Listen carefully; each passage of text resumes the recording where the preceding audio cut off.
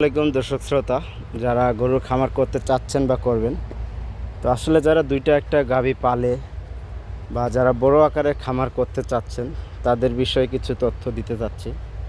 যেমন এই যে গাভীটা বেঁধে রাখছে, এখানে কিন্তু সারাটা দিন থাকবে এবং এখানে বাছুর আর গোয়াল নিজেই আসে দুধ দয়ে নিয়ে চলে যায়। তো দেখতে পাচ্ছেন এই যে খাবার দেওয়া হয়েছে। তো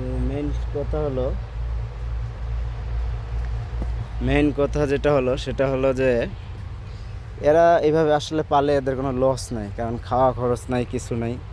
আর যাদের খাওয়া খরচ বা বড় প্রজেক্ট করা অসুস্থ, এই প্রাকৃতিকভাবে বড় হচ্ছে, অসুখ বিসুখ কিন্তু অনেক কম হয়। আর যারা বড় ধরনের খামার আবদ্ধ অবস্থায় রাখেন তাদের কিন্তু রোগবালাই কিন্তু অনেক বেশি হয়। তো আমরা যেটা দেখতে পাচ্ছি যে গাভীটা এখানে বাঁধা আছে এবং এখানে পাশেই কিন্তু ঘাস টাস লাগানো হয়। এই পাশে কিন্তু ক্ষেত, এদিকে নামার দিকে ক্ষেত আছে, এদিকে সামনে আরও গরু বাঁধা। তো যারা এইভাবে গাভী পালবেন তাদের লস লাভ বলতে কিছু নাই। এরা পালতেছে, দুধ যা হয় নিজে খাওয়া চলে এবং কিছু বিক্রি করে, এই সেখান থেকে কিছু ঘাস টাস টোকায় এনে বড় করে খাওয়ায়। তো আসলে যারা বড় আকারে শুরু করবেন অবশ্যই আপনার গরু সম্পর্কে অনেক আইডিয়া রাখতে হবে, কারণ আপনি বর্তমানে এই সেক্টরে কিন্তু প্রচুর পরিমাণ দালাল, যেটা আপনি প্রতারিত হয়ে অনেকেই কিন্তু এই লাইনে ইউটিউব ফেসবুক দেখে কিন্তু এসে ধ্বংস হয়ে গেছে।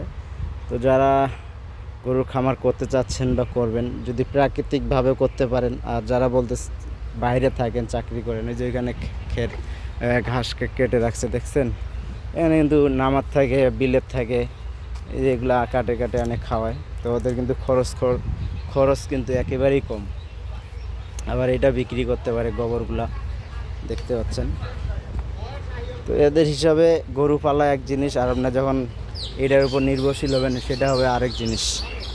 তো অবশ্যই চিন্তা ভাবনা করে গরুর খামার করবেন, কারণ এই সেক্টরটারে বিশেষ করে অস্ট্রেলিয়ান ফ্রিজিয়ান গাভীতে কিন্তু প্রচুর পরিমাণ প্রতারণার ফাঁদ এবং প্রতারণার শিকার হচ্ছে এই বর্তমান।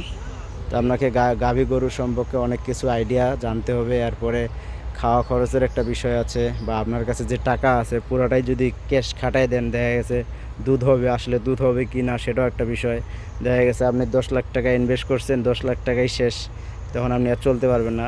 আস্তে আস্তে শুরু করবেন দুইটা একটা দিয়ে, আগে এটা বুঝে উঠতে হবে, এরপরে আপনি বড় আকারে যাওয়া যাবে কিনা তখন নিজেই বুঝবেন। তো এটাই বলার জন্য আর কি। তো যারা গাভী গরুর খামার করতে চাচ্ছেন তারা আমার এই ভিডিওটা দেখেই বা আরও সামনে ভিডিও আনবো, সেই ভিডিও দেখে কিছু পরামর্শ নিতে পারেন।